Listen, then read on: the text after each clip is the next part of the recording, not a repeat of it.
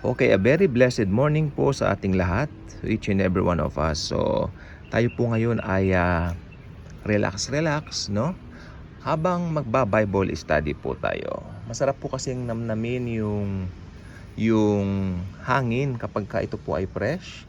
So, right now, nandito po kami sa likod bahay. Ninanam ng mga kagandahan ng nature. Okay? Dito po kasi sa syudad, alam po natin na bibihira po yung mga lugar na ganito na talagang minsan hinahanap-hanap din po talaga natin. Ano po? Pero kapag may chance naman po tayo, mag-relax. And by the way, ano po ngayon ha? Last day po ng buwan ng November. So bukas po ay December 1 na po tayo.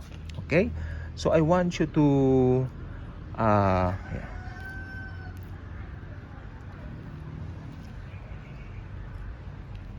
Ayan.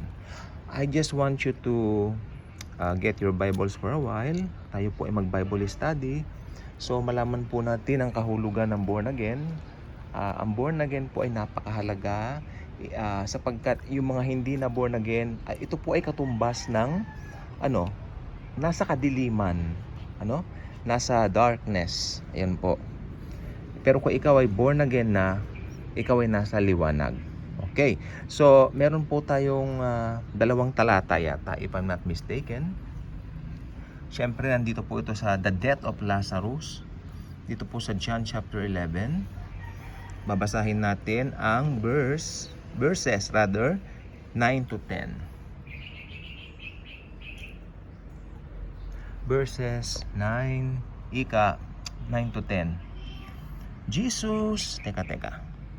Jesus answered, Are there not 12 hours of daylight?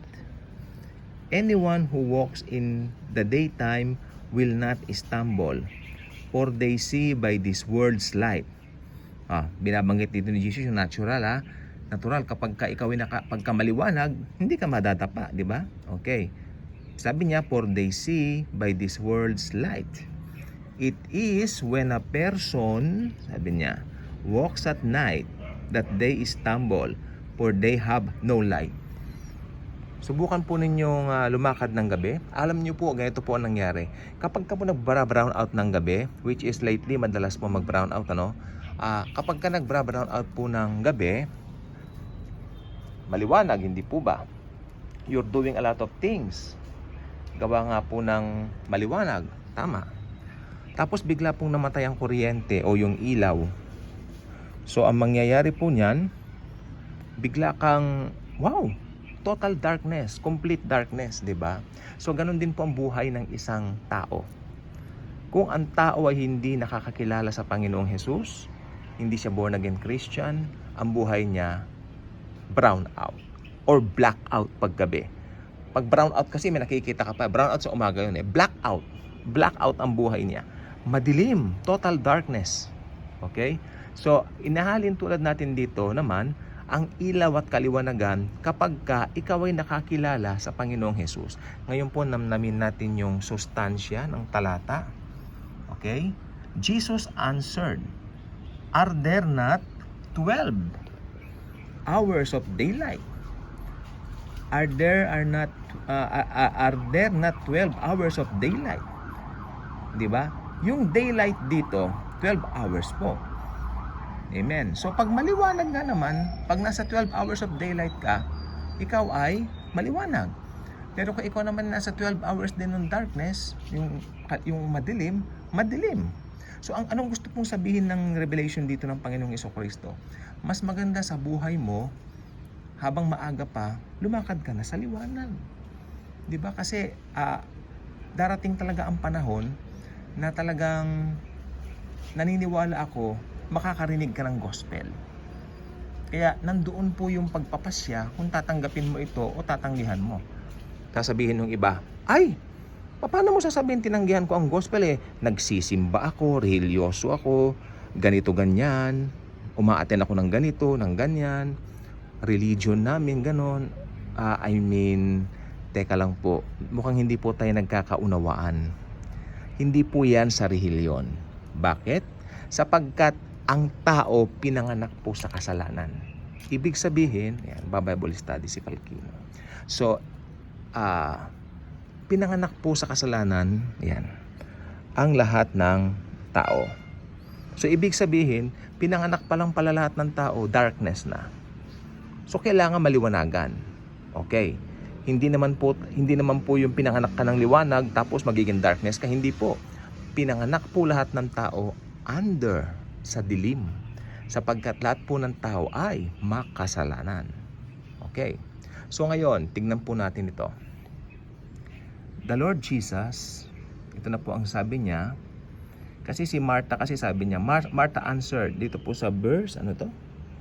Verse 24, Martha answered, I know He will rise again in the resurrection of the last day. Tingnan mo sabi ni Jesus. Jesus said to her, I am the resurrection and the life. The one who believes in me will live, even though they die. And whoever lives by believing in me will never die. Mahalaga po yan. Mamaya itakel natin. Do you believe this? O tingnan nyo, iniiwanan tayo ng tanong ni Jesus. Naniniwala ka ba sa sinasabi ko? Although ang kausap niya rito si Martha, para po sa ating lahat ito.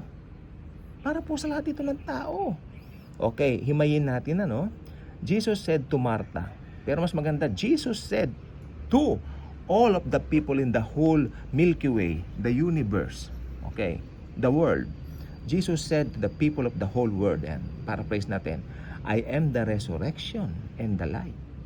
The one who believes in me will live. Ibig sabihin, oo, pinanganak kayo lahat sa darkness. Pero kung maniniwala ka sa akin, mabubuhay ka. Kasi alam po ninyo, ang simbolo po ng sin nature ay kamatayan.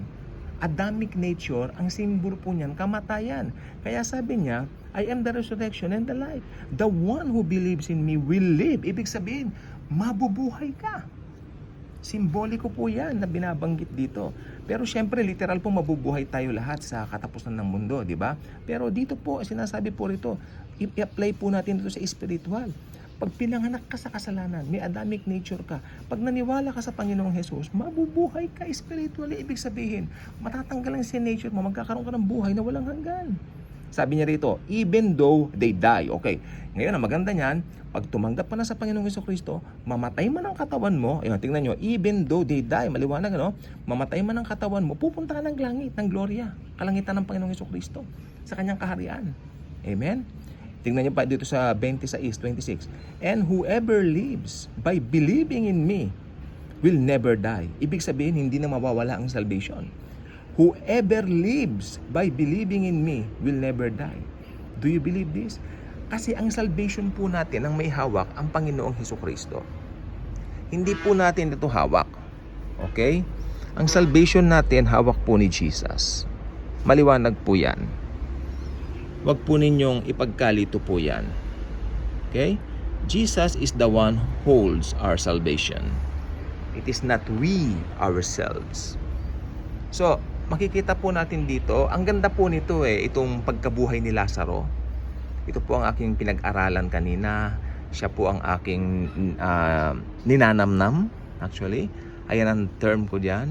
Whenever sana tayo nagbabasa ng Bible, namnamin natin ang sustansya nito. Parang gusto mo, pa nagkakape ka, umiinom ka ng gatas, gusto mo namnamin talaga yung sustansya o yung pwedeng idulot na maganda nito sa iyong katawan. Hindi ba? So, ganun din, lalo na ito. Ito po ay pang-espiritu. Ito po ay mas mahalaga ng di hamak kaysa sa kung ano pa man din sa mundong ibabaw na ito. Okay, ito po ang pinakamahalaga. Basahin natin.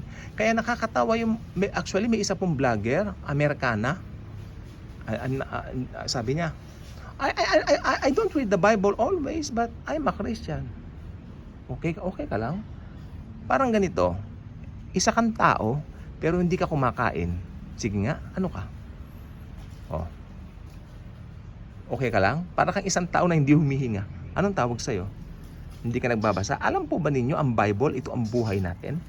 Sapagkat nakalagay sa John 1:1, in the beginning was the Word, and the Word was with God, and the Word was God. Di ba? Si Jesus Christ, ang Bible.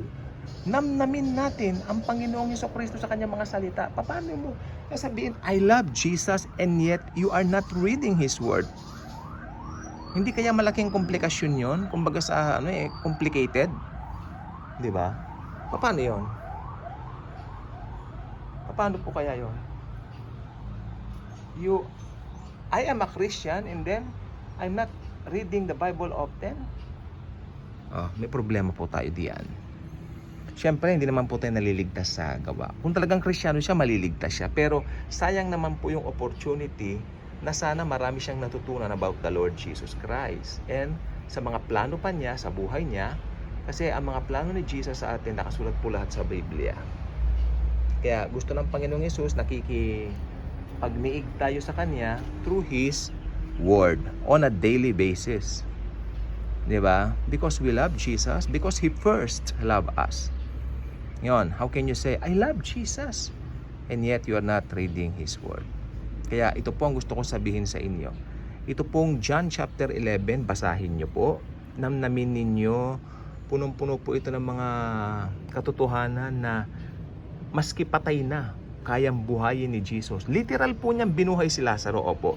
Pero ang application po natin kasi ngayon dito, yung spiritual po. Yung mga tao sa mundo, pinanganak, isinilang patay yan sa espiritu. But kung tatanggapin nila si Jesus, sila po ay mabubuhay tulad ng ipinangako ng banal na aklat na ito. Kaya kung hindi ka pa nakasubscribe sa channel na ito, I invite you to do so. Mangyari, pakiclick ang notification bell, share this video, share the love, yan, and the grace of the Lord Jesus Christ. Si Bruno. Okay? Sapagkat ang Panginoong Hesukristo sa kanyang pag-ibig sa atin, iniwan niya ang gloria ng kanyang trono para maging tao, makipamayan sa atin upang iligtas po tayo. At ngayong ligtas na po tayo, ang gagawin lang natin, basahin ang kanyang salita, lumakad na kasama niya daily, sapagkat hindi naman niya na tayo iiwan eh. Jesus will never ever leave us nor forsake us. Because He first loved us. Hindi naman tayo ang unang umibig sa Panginoong Hesukristo. Siya po ang unang nagbigay ng kanyang buhay sa atin. Mahal na mahal po niya tayo. Iniingatan niya tayo. Ganyan ang love ni Jesus sa atin. Love na hindi nagpapago. Kaya kung hindi ka pa nakasubscribe dito, mag-subscribe ka na. Pakiclick ang notification bell para ang YouTube mismo ang sa'yo magre-remind na meron tayong mga bagong videos na kagaya nito. Again, thank you very much. And maging i-share mo sana itong video ito para marami mag-benefit. Thank you, and Jesus truly loves us all.